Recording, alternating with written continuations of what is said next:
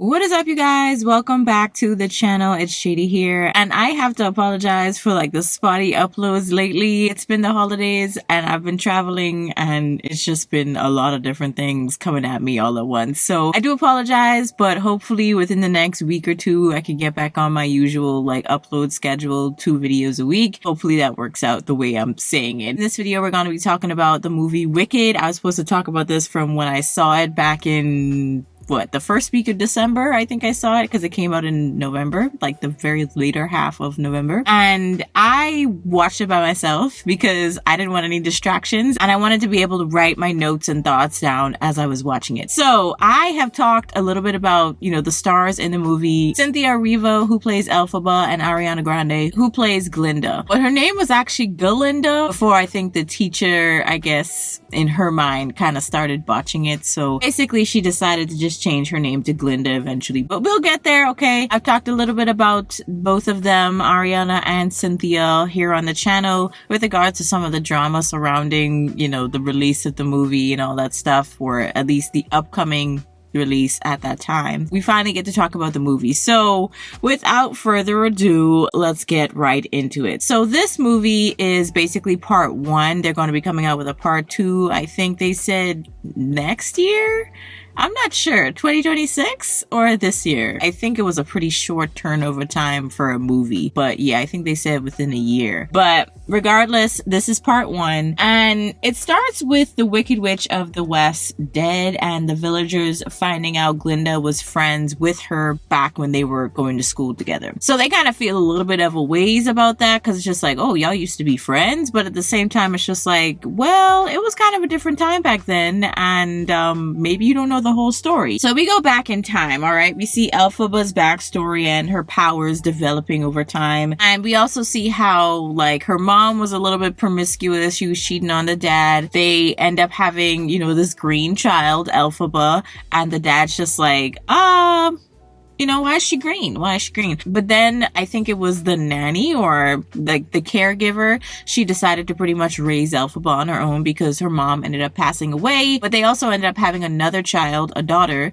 basically Elphaba's half sister, I guess, because I think Elphaba's dad was a different man. But regardless, they had another child together, but this time, instead of being green, she ended up being disabled, not able to walk. So Elphaba's very protective of her. She still treats her like they're really good friends, but the dad, I think, does his best to kind of get in between their relationship and kind of treats Elphaba like the black sheep of the family.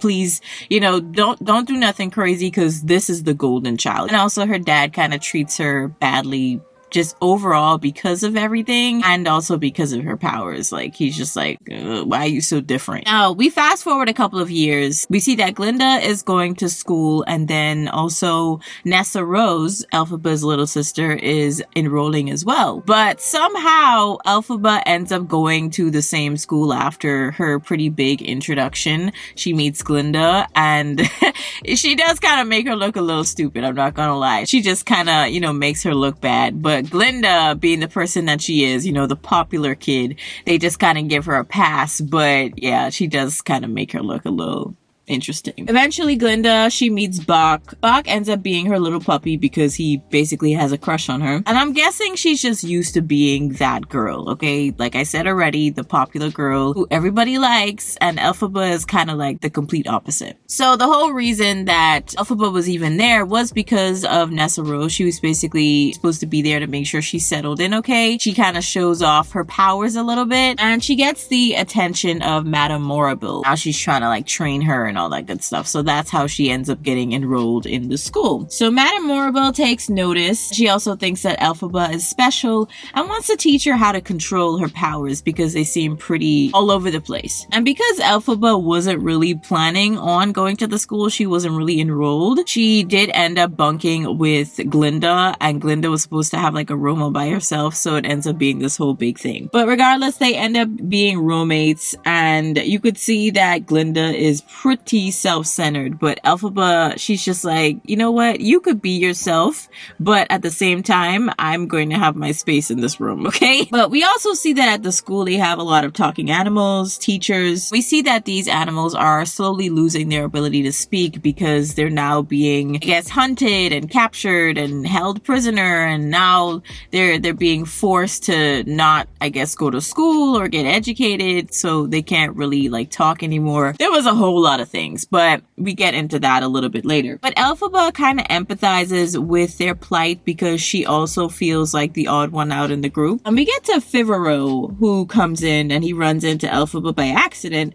and then the next day Glinda finds him, and she just kind of whisks him away and thinks that, this man is going to be my man. And we end up seeing that he is more interested in Elphaba. So yeah, she kind of feels a way about that. Now, poor Bach, he didn't really stand a chance, but he was basically whipped. He was whipped for some Glinda. And he invites Nessarose to the Ozdust ball under her direction, and Glinda invites Elphaba, but the real question was why, and we see why when she gets there. Glinda had pretty much got Elphaba to come to the ball to basically embarrass her, but now she kind of felt bad afterwards. But Elphaba's just like, you know what, I'm gonna do my little weird dance and you guys could make fun of me, I don't really care. But she did have a little bit of an emotional reaction when she was dancing. She did let out a little tear, but then Glinda decides to join in, and we see that everybody else joins in because they're just like, oh well, if Glinda's doing it, then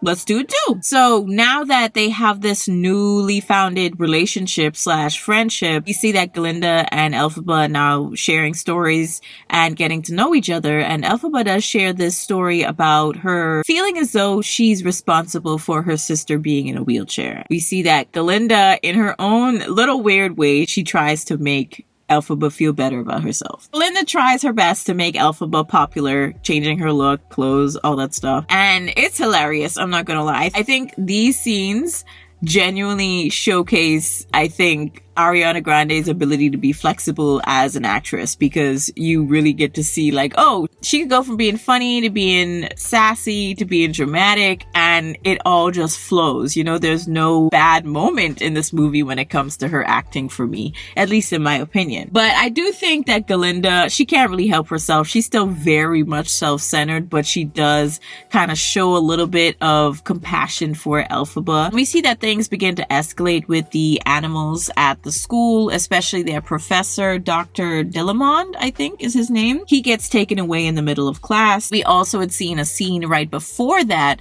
where Elphaba had kind of eavesdropped on his conversation with some of his other colleagues who were getting kind of scared with regards to how everything was escalating. Now she has this connection to him, and she feels obviously really distraught about him being taken away. Now, Madame Morrible writes a letter to the wizard because she's been training with Elphaba, or trying to train her to control her powers a little bit more. But she writes a letter to the wizard on Elphaba's behalf, telling him about her. And the wizard basically sends Elphaba a letter back to come and meet him. So she's all excited. She's going to take the train. And when she gets to the platform, Glinda, of course, has to make it about herself. She's like, you know what? I'm changing my name to Glinda. It's not going to be Galinda anymore. It's going to be Glinda. And it was just like, girl, this is about Elphaba right now, but okay. Elphaba ends up inviting Glinda onto the train to go meet the wizard, and they go to Emerald City together, and that's when we see a cameo from the original Glinda and Elphaba actors, Kristen Chenoweth and Idina Menzel. They were in the Broadway version, and I thought that was perfect, honestly. I was looking for them for the longest. I was like, I know they have to be in here somewhere, so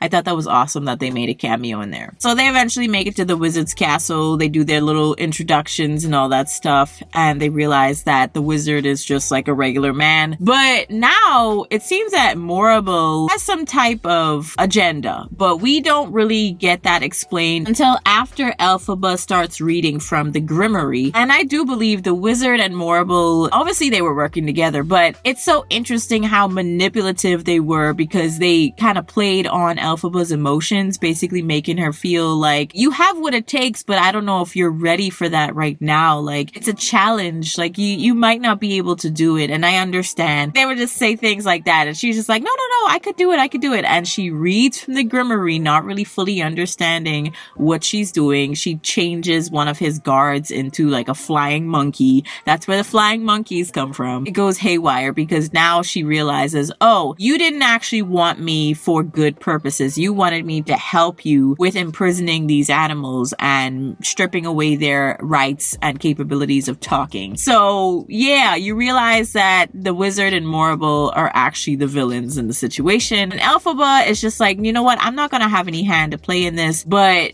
for some reason, Glinda, she keeps trying to persuade her to get on track or get on board with what's happening right now. Because obviously, if she doesn't get on board, she's going to be hunted. So now they're running away from these flying monkeys and they're in this tower. That's when we have our like grand defying gravity moment because she finds herself and she's able to find her broom, the iconic broomstick, and her hat and her cape and everything. The whole look just pulls together. And now we see that Glinda, even though she doesn't want to get on to the broom with Elphaba, she just kind of wishes her the best. But at the same time, she's just like, yeah, I don't think I'm going to be able to go with you because I don't want those problems. You know, basically that's what it was. But we see that Elphaba really and truly probably wasn't the villain, right? It's just kind of like interesting that she keeps getting depicted as this wicked witch. But it's like, well, she was the only one who was standing up for the animals. She was the only one who